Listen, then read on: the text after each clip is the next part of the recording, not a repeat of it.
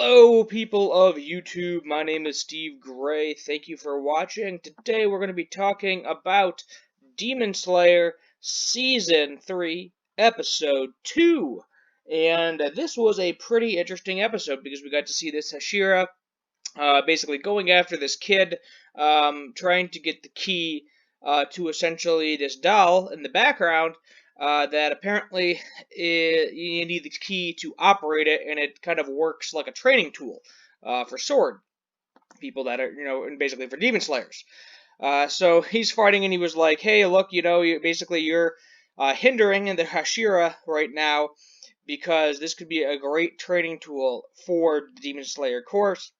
And by not giving the key, you are hindering the greater good because we need to defeat demons. However, we learn that the kid at the moment does not have the ability to fix the fighting doll, and that is why he doesn't want to give him the key, because if he's afraid that if it breaks, he is never going to be able to repair it, because this fighting trading tool is like apparently 300 years old, and the technology has, I guess, somewhat been lost at time. So he's the only remaining member of his family, and he doesn't know how to fully fix it, nor can he kind of forge swords. So I hate to say kind of useless, but who knows?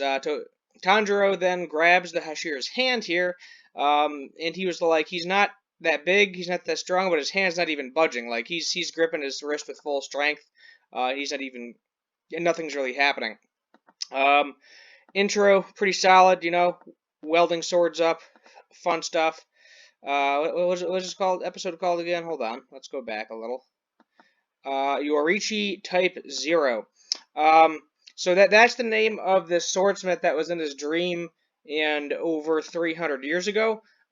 So definitely that person that we saw Yoruichi with is, I'm assuming, some sort of Tanjiro's past relative when he had that vision from the first episode.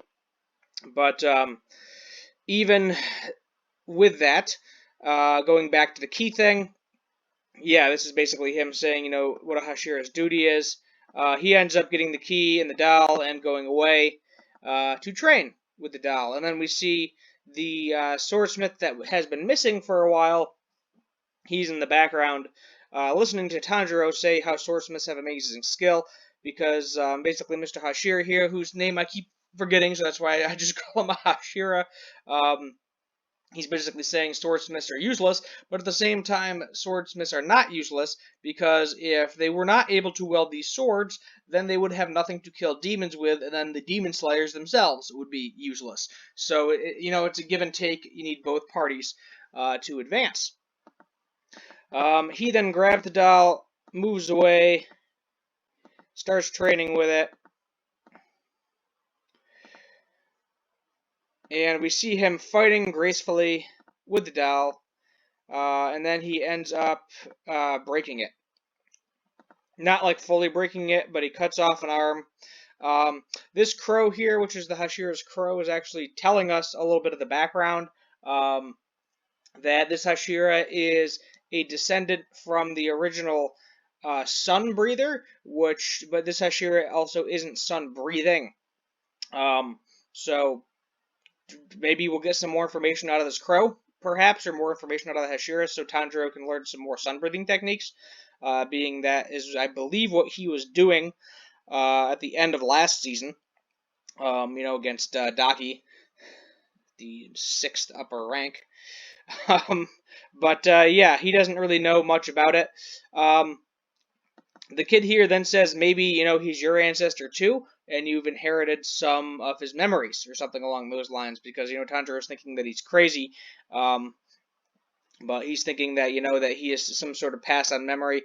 The crow is very condescending and mean, just like Hashira. But he's crying. This is basically where he says, I can't fix it. I can't do a sword. I'm pretty useless. And then he was like, "Yep, my sword broke.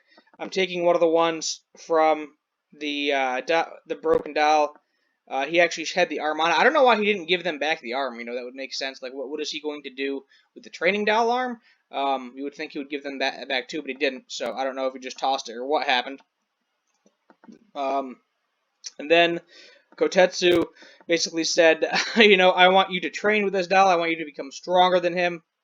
I want you to tell him, look how weak you are, things along those lines. And then Tanjiro's like, yeah, relax, you're going a little bit too far. This is a 10-year-old kid. I think Tanjiro is 14, I believe, if I remember correctly. And he's basically like now, relax. So he starts training with it for like a week. Every time he fails, he doesn't get water, he doesn't get food, and the training is brutal. They even give the doll here, the fighting tool, a bunch of clubs as opposed to swords, so Tanjiro doesn't die. Um, and it's kind of funny how the kid actually knows a lot of fighting techniques. So he must have been studying someone. He must have been watching someone fight this thing in the past because he's saying, "Oh, too slow." You have to anticipate your opponent's movements, things along those lines. So for someone that doesn't actually fight, he seems to know a lot about fighting. But Tanjiro does finally manage to land a strike, but then he has to continue training. We then get a little death sequence here where he's falling into a river and pulling out of a stone for whatever reason. I'm not sure what that's a reference to, unless that's a reference to later in this episode, after he finally lands a hit. So then he gets some energy back, keeps fighting the doll. He doesn't want to break it, but then the kid here says, just, do it, strike, use all your might, you cannot hesitate, which is 100% true, especially, when fighting a demon, you can't hesitate, but, Tanjiro is being conscious and not striking as well. He ends up breaking the sword and breaking the doll. The face falls off to reveal a sword that they also say is 300 years old, so I'm guessing by the cognitive property here that this sword is probably the sword of Yoriichi, the last a sun user. I don't know if he's the last sun user, but a sun breathing user. And I'm guessing this is going to become Tanjiro's new sword. That is my best guess. They will fix it up, make sure it's usable, and this will become Tanjiro's sword, being that he is now starting to learn sun breathing. He doesn't know a lot about it yet. We need more information, and I'm hoping we get more information. I'm hoping we get more information on this Yoriichi person as well. But maybe next episode, because the next episode is titled The 300-Year-Old Sword. So I'm hoping that means that we're going to get some big backstory. That's my best guess. It's kind of funny. He said that the kid, his face actually looks very close to the mask, so they were wondering if he even needed to wear one. I'm sure his mouth isn't like that, obviously, but I guess the eyes and the eyebrows and the cheeks and everything. But as I mentioned, all the swordsmiths probably wear those masks, so that way they're not found out, so that way nobody knows who they are, so that way they don't get killed or targeted by demons, things along those lines, which makes perfect sense to me, because then they could just take off the mask theoretically and blend in with a crowd anywhere, and nobody would be any the wiser. But this episode overall, we'll say a solid 8 out of 10. Good episode, and really nothing that I can think of that's wrong with it. Too much. Why am I giving an 8 out of 10 out of 10 out of 10? Because it wasn't super eventful. I mean, yeah, we got a little information, a little background information. We got a little bit of training, but wasn't a whole lot going on. I want to know what that sequence is, because I don't fully understand the sequence with him. Like he's almost dying, I guess was the joke there, that he's going into heaven, but he falls off a bridge and reaches down and finds a stone. But what is the stone? Was the stone in a reference to the sword, or was the stone in a reference to something else? That's my guess. Like a sword and the stone, that kind of a reference there. I'm not really sure where they were going with that. It seemed kind of out of left field to me, but that's really the only major complaint I can think of. But other than that, there you go. Hit that subscribe button, turn on that notification bell, leave a like, comment down below what you want to see for future anime and cartoon related content. Thank you for watching, and as always, have a good one.